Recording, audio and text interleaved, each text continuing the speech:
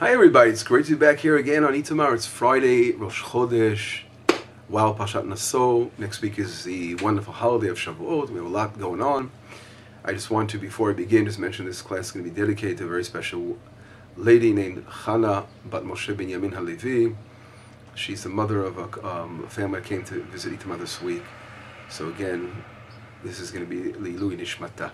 Very special woman, great Zionist, and as a matter of fact, her father was a student of Abraham Isaac Cohen Cook, the first chief rabbi of Israel. So a very special family indeed. This week's portion is called Naso, and wow, where do I begin? There's a lot to talk about, but just I want you to get a feeling, a little background about what's going on over here. We're really talking about the month of Nisan now, the second year of leaving Egypt, after the terrible fall. We received Torah and then we fell down by sinning the golden calf. Well, we built our tabernacle, and here we are finally dedicating it. And this week's portion is really centered around an amazing event of dedicating the tabernacle and the divine presence, of course, residing inside the tabernacle. And the question is, amongst all this, we have a very, very interesting law called sotah, which is about a husband who has suspicions over his wife committing adultery, and they feed her with the bitter waters. And the question is, this mitzvah seems a little bit not in place over here. I mean, it's something that's not such a thing to talk about too much. I mean, especially here we're talking about holiness and things like that. How could we, amidst this holiness of residing amongst the tabernacle, all of a sudden the Torah bring down such a story of a sotah? It seems it should be brought down somewhere else. There are so many other places in the Torah which talks about, lists different sins. Maybe we should list it somewhere else. Why is it listed here? That's really our major question today we're going to try to focus on. In order to understand this, I want to begin by discussing the Ochaim HaKadosh, the famous author, great Jewish commentator from the 1600s. Actually, he's buried in Israel, lived in Israel later on in his life. And the Ochaim HaKadosh asked a question about the source of the waters, the bitter waters. You say, why is something called, you're giving a water to drink, but why is it bitter for? Why is it called bitter water? The bitter waters. And then he goes on to discuss a very important concept in Judaism, understanding the esoteric teachings of Judaism, is that everything in this universe, the cosmos, has this inner desire to connect to God. And not only, of course, as human beings, but he talks about the most simplest of creations, a rock. And of course, water. Or anything that's inanimate has this desire to be connected and cleave to God. And he proves this by saying, well, in creation, when God divided the upper waters from the lower waters, the waters cried.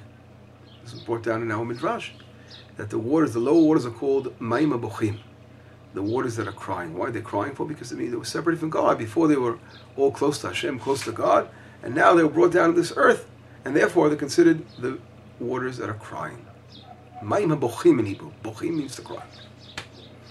Well, wow, I never saw water cry before, but obviously there's a spiritual concept that he's explaining to understand that everything in the universe wants to be in complete unison with the Creator, one with the Creator. And even for an inanimate object, like a rock or anything else, it causes distress and pain and anguish to be separated from God. Well, how does this have to answer that? How does it answer the question about the waters of the sotah? Why are they called the bitter waters? Well, he says that after the Jewish people reached such a tremendous level in receiving Torah and Sinai, which we're heading for the divine presence to rest upon this world. So again, when divine presence rests upon this world, everyone was so happy and excited, because now there was no more separation with God. God was here on earth, and therefore everything in the world became again uplifted and felt that it actually reached redemption by being close to Hashem. But when we sinned again with the golden calf, what happened? Boom, separation, because every sin brings about separation. And that's the danger of sin. Sin causes one to separate from God. And doing the commandments and doing the mitzvot is the opposite. It causes a closeness to Hashem. So again, after the sin of the golden calf, separation. But one area was left that really was going to maintain the closeness of Hashem. And what was this area? The temple, of course, the tabernacle.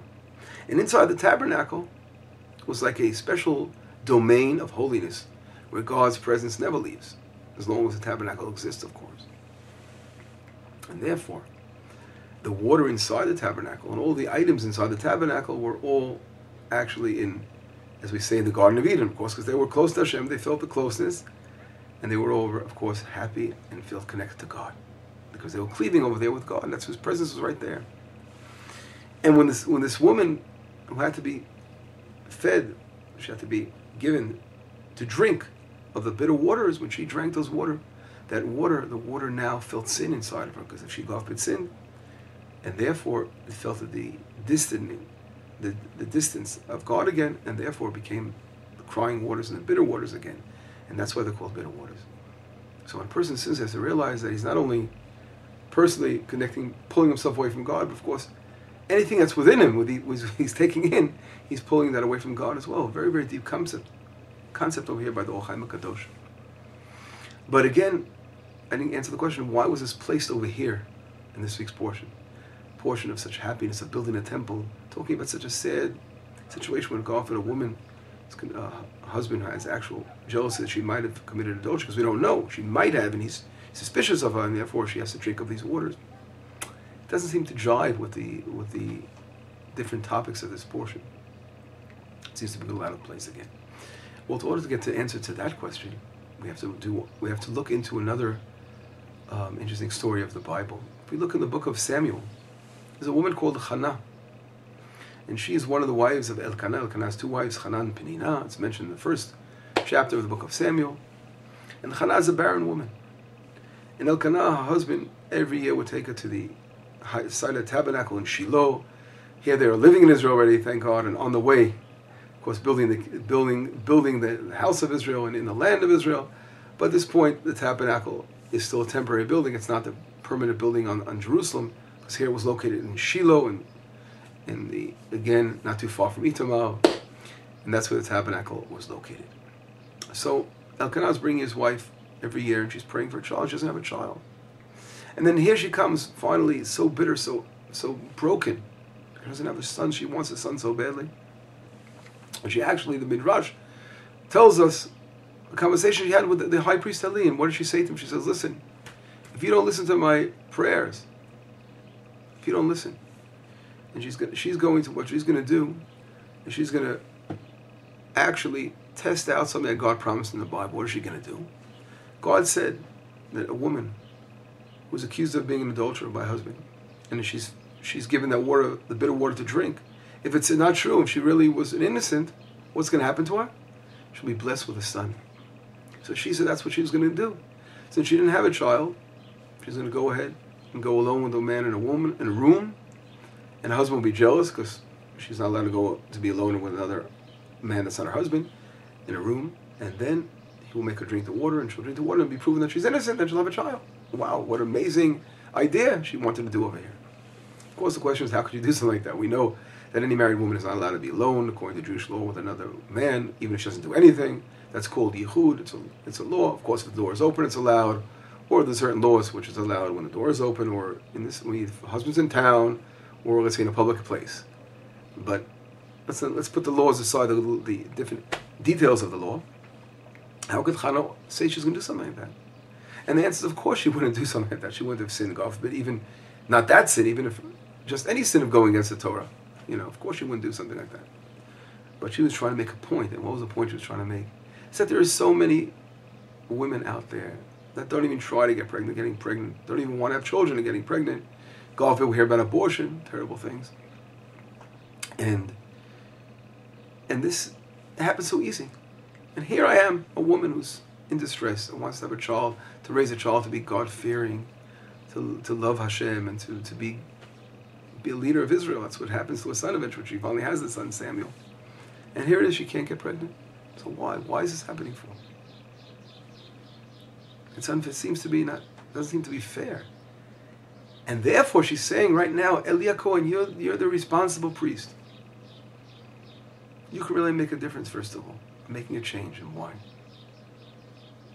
Because what causes, on one hand,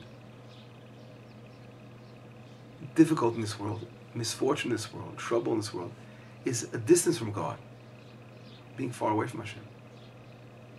Because all the trouble in this world is because of sin, as we just spoke about before. Being distant from Hashem is sin. Sin is the source of being pulled away from God. And as leaders of Israel, that's what Chana is telling the Kohen. You can make a difference. You can educate and you can teach. And as we know, during our time period, we know our rabbis teach us that hardly anyone was going up to pray in Shiloh at the temple site. People were very far away. And that was the whole beauty of Elkanah. Every year he would go from somewhere else, make his way up to Shiloh to try to get more and more people involved in coming up to the sanctuary and to be involved in spirituality and Torah and divine worship. So the situation wasn't too good, and she really was sort of hinting now, Eli, you have a position, you're a high priest, you have to educate, you have to work hard to get everyone involved and being closer to God. And this, of course, will bring blessing upon everybody. This will bring blessing on the world. Now, what does it do with her personal story? Well, the fact is that the righteous people are always the first ones to suffer. That's a law. Now, why?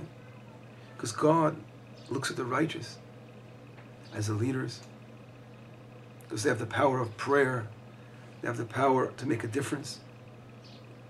And on the rest of the nation, the rest of the people, they're just simple people, are so far away. And God is looking at the righteous to make a difference, to bring them all back. Bring them back and close to Hashem.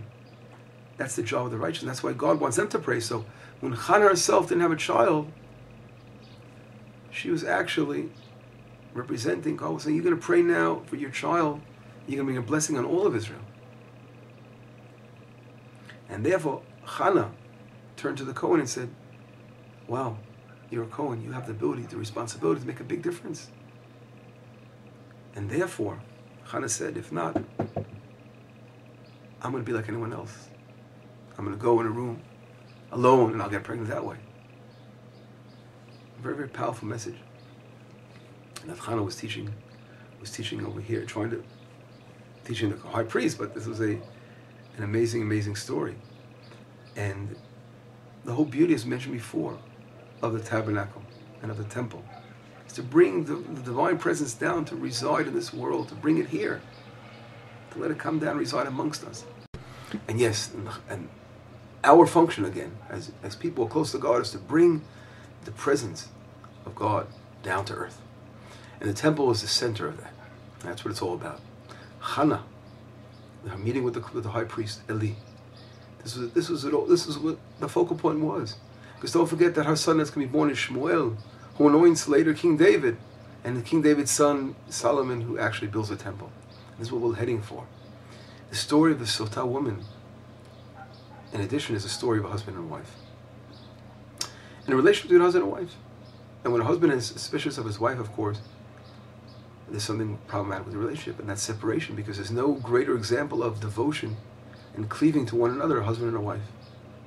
But unfortunately, when there is not peace in the house, and this is what leads to the separation, leads to suspicion, etc. And therefore, the mitzvah of Sotah was chosen for this week's portion to show that an example, home should be an example of cleaving to one another. That's to make the divine shine amongst us. And that, of course, is the purpose of the temple. And therefore, God is saying, my name could be erased in order to bring peace between husband and wife. Our rabbis teach us, right? And that's because when a husband and wife are have that proper relationship and build their home as cleaving with one another, there will be an example of their children want to cleave to God and connect to God. And this is what this week's portion is all about. Or one aspect, of course. But anyway, it's been great to be with you all. Have a wonderful Shabbat. Miss you all. And if I don't get a lesson out before that wonderful holiday on Tuesday, have a great Chag Sameach. Shabbat Shalom, Chodesh Tov, Chag Sameach.